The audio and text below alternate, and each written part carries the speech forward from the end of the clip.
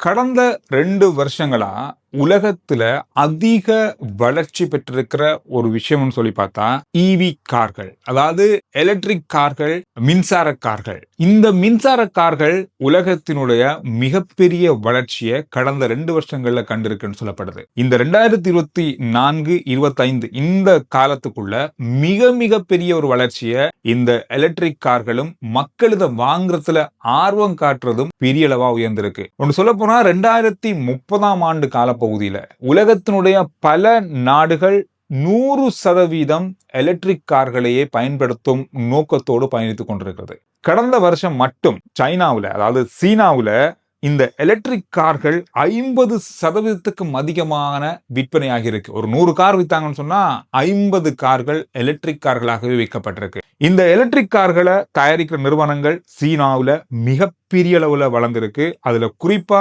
BYD என்ற நிறுவனம் 2024ஆம் ஆண்டு, அதாவது போன வருஷத்துல மட்டும் 41% வளர்ச்சியை அடைந்திருக்காங்க.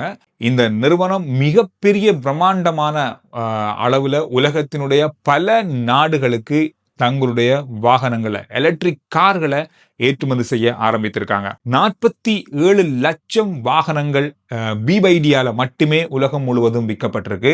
இதுல அதிகமா சீனாவுல விற்கப்பட்டிருக்கு. ஒரு காலத்துல சைக்கிள்களின் நாடு அல்லது சைக்கிள்களுடைய தேசம் சொல்லி வர்ணிக்கப்பட்டது சீனா, ஜப்பான். இப்ப 50%க்கும் அதிகமாக எலக்ட்ரிக் கார்களை பயன்படுத்துற அளவுக்கு வளர்ந்திருக்காங்க. இன்னும் ஒரு 5-6 வருடங்கள்ல கிட்டத்தட்ட 90% எலக்ட்ரிக் கார்களையே பயன்படுத்தக்கூடிய நாடாக சீனா, ஜப்பான் மாறும் என எதிர்பார்க்கப்படுது. போன வருஷம் நான் சீனாவுக்கு போயிருந்த போது அந்த வீதிகளை பார்க்கும் போது நம்ம பார்த்த மற்ற நாடுகள் அல்லது இலங்கையோட ஒப்பிட்டு பார்க்கும்போது கூட 15 வருடம் முன்னுக்கு இருக்காங்க. அந்த அளவு தொழில்நுட்பத்திலையும் அந்த அளவு போக்குவரத்திலையும் பெரிய அளவான முன்னேற்றம் கண்டிருக்கிறது சீனா. இதுல இன்னும் ஒரு ஆச்சரியமான விஷயம் இருக்கு.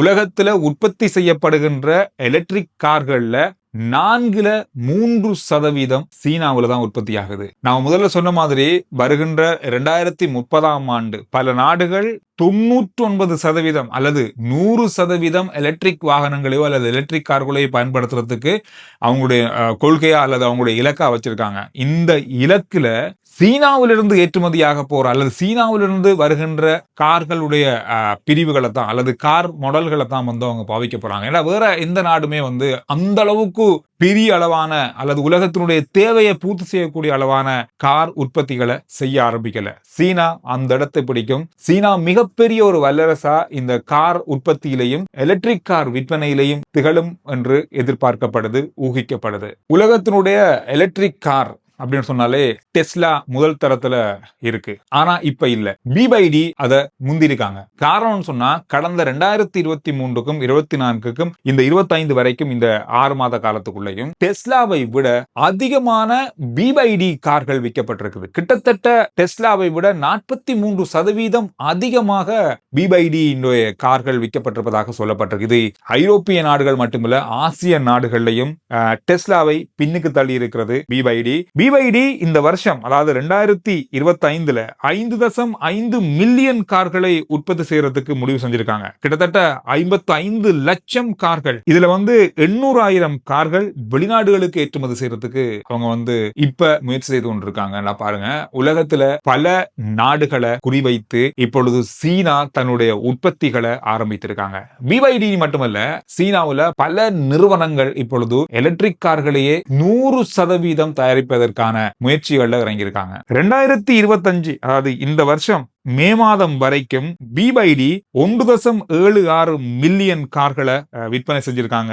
அதாவது 17 லட்சம் கார்கள் இந்த 5-6 அல்லது 4-5 மாதங்கள்ல மட்டுமே. இந்த வருஷம் இறுதியில டெஸ்லாவை விட பெரிய அளவான முன்னேற்ற கார் விற்பனையில BYD இருப்பாங்கன்னு சொல்லி எதிர்பார்க்கப்படுது. சீனா இந்த வருஷம் மட்டுமே இந்த எலக்ட்ரிக் கார் உற்பத்திக்காக 69,000 லட்சம் கோடிகளை ஒதுக்கி இருக்காங்க.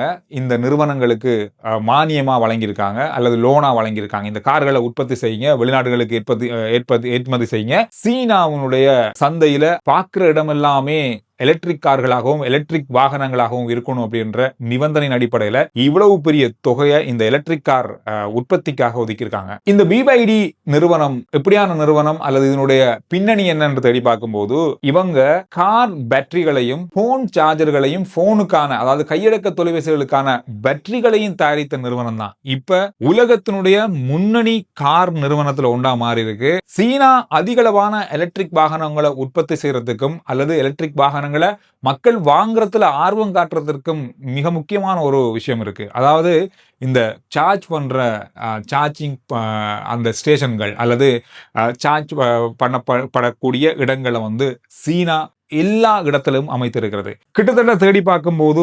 11.5 மில்லியன் கார் சார்ஜ் பண்ற இடங்கள் அமைக்கப்பட்டிருக்குன்னா பாருங்க. 1 கோடிக்கும் அதிகமான இடங்கள், 1 கோடிக்கும் அதிகம் சொல்றது மிகப்பெரிய அளவான ஒரு சார்ஜிங் நெட்வொர்க்கை வந்து சீனா இப்ப வரைக்கும் அமைத்திருக்காங்க.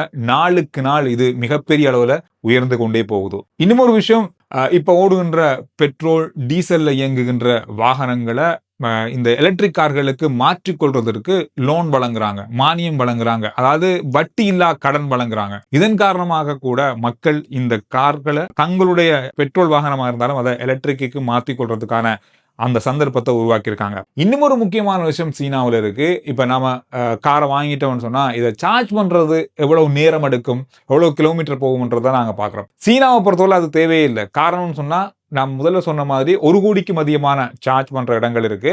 அதை தாண்டி 2-3 நிமிடங்கள்லயே பேட்டரிகளை மாற்றி உடனடியாக நாங்க பயணிக்கக்கூடிய அளவிலான பல இடங்களை அமைத்திருக்காங்க. குறிப்பா சொல்ல போனா நம்ம கிட்ட இருக்கிற கார் பேட்டரியை சார்ஜ் பண்றதுக்கு ஒரு 20 நிமிஷம் 30 நிமிஷம் எடுக்கும். ஆனா அந்த நேரத்தையும் குறைத்து பாவனையாளர்களுக்கு அந்தந்த நிறுவனங்கள் என்ன செஞ்சாங்கன்னா பாக்குற இடம் எல்லாம் வந்து பேட்டரி அதை ஸ்டோர் பண்ற இடங்கள் இருக்கும். அந்த இடங்களுக்கு போயிட்டு நம்ம கார் பேட்டரியை கழட்டிட்டு அந்த பேட்டரியை கொடுத்துட்டு அதுக்கு பதிலாக இன்னொரு பேட்டரியை வாங்கி அதே நிறுவனத்திலிருந்து வாங்கி பயன்படுத்துற இந்த நடைமுறை சீனாவில் மிகப்பெரிய அளவில் வரவேற்பு பெற்றிருக்கு.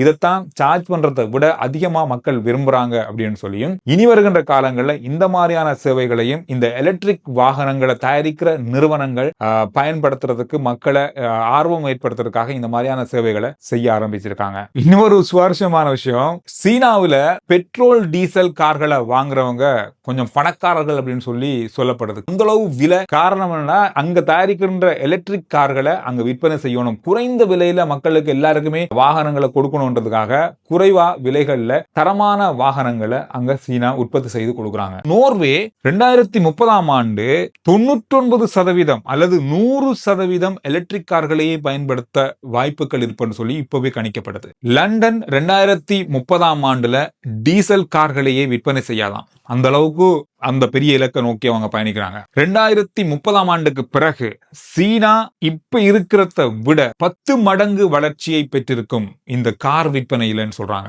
இப்பவே வந்து மற்ற நாடுகளோட ஒப்பிட்டு பார்க்கும்போது சீனா ஒரு 15 வருஷம் முன்னுக்கு இருக்காங்க. இன்னும் ஒரு 5-6 வருடத்துல உலகத்தினுடைய பல நாடுகளை ஒப்பிட்டு பார்க்கும்போது சீனா மிகப்பெரிய பிரம்மாண்டமான வளர்ச்சியை பெற்றிருப்பாங்க. பொருளாதாரத்திலும் இந்த எலக்ட்ரிக் கார் விற்பனையிலையும் சொல்லப்படுது. உலகத்தின் அத்தனை வீடுகள்லையும் சீனாவில் தயாரிக்கப்பட்ட எலக்ட்ரிக் வாகனங்கள் அல்லது எலக்ட்ரிக் கார்கள் அல்லது ஒரு பைக்காவது இருக்கும்னு சொல்றாங்க. அந்த அளவுக்கு சீனாவுடைய ஆதிக்கம், அந்த அளவு சீனாவுடைய தயாரிப்புகள் தரமாகவும் சீனா அந்த அளவுக்கு விற்பனையில கொடிகட்டி பறக்கும் சொல்லி எதிர்பார்க்கப்படுது. இது ஒரு மிகப்பெரிய ஒரு இலக்கா சீனா 2030 நோக்கி பயணித்துக் கொண்டிருக்காங்க. எங்களுடைய அண்மை நாடான இந்தியா இந்த 6 மாத காலத்துல விற்பனையான வாகனங்கள்ல அதிகமான வாகனங்களை மக்கள் வாங்குறதுக்கு ஆர்வம் காட்டிய வாகனங்கள் இந்த எலக்ட்ரிக் வாகனங்கள். மஹேந்திராவா இருக்கட்டும், டாட்டாவா இருக்கட்டும், வெளிநாட்டுல இருந்து இறக்குமதி ஆகிற வாகனங்களா இருக்கட்டும், BYDயா இருக்கட்டும், இது எல்லாமே வந்து மக்கள் ஆர்வமா வாங்கக்கூடிய அளவுல மற்ற டீசல் வாகனங்களை தாண்டி இந்த எலக்ட்ரிக் வாகனங்கள் மீது மக்கள் ஆர்வம் செலுத்தி வராங்க. இந்தியா வருகின்ற 2-3 வருடங்கள்ல இன்னும் பெரிய ஒரு மாற்றத்தை இந்த எலக்ட்ரிக் வாகனங்கள் மீது கொண்டு வருவாங்கன்னு சொல்லப்படுது. அங்க இருக்கிற நிறுவனங்கள் இப்பொழுது மிக வேகமா இந்த கார் உற்பத்தியை செய்யணும் அப்படின்றதுல முனைப்பு காட்டி வராங்க. இலங்கையை நாங்க எடுத்துக்கொண்டா கடந்த பிப்ரவரி மாதம் வாகன இறக்குமதி இலங்கைக்கு மீண்டும் கொண்டு வரப்பட்டதுக்கு பிறகு இப்போது இறக்கப்பட்டிருக்கிற கிட்டத்தட்ட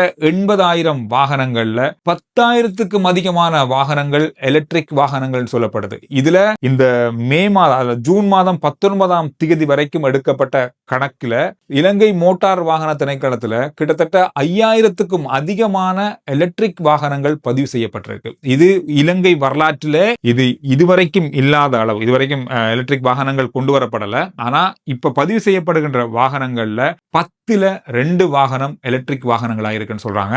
இந்த வேகம் அப்படின்றது இந்த வருஷத்தை தாண்டி 2026ஆம் ஆண்டு முடிவடையும் போது டீசல் பெட்ரோல் வாகனங்களுக்கு சரி சமனான பதிவுகள் இலங்கையில இந்த எலக்ட்ரிக் வாகனங்களை பதிகிற அளவு அதிகரிக்கும். அதற்குள்ள இந்த சார்ஜ் பண்ற இடங்கள், சார்ஜிங் அந்த பகுதிகளை அல்லது அதுக்கான ஈஸியான வழிகளை இந்த எலக்ட்ரிக் வாகன தயாரிப்பு நிறுவனங்களோ அல்லது அதை உருவாக்குகின்ற அந்த முகவர்களோ செய்வாங்களா இருந்தா இது இன்னும் பெரிய மடங்கு அதிகரிக்கும் அப்படின்னு சொல்லி எதிர்பார்க்கப்படுது.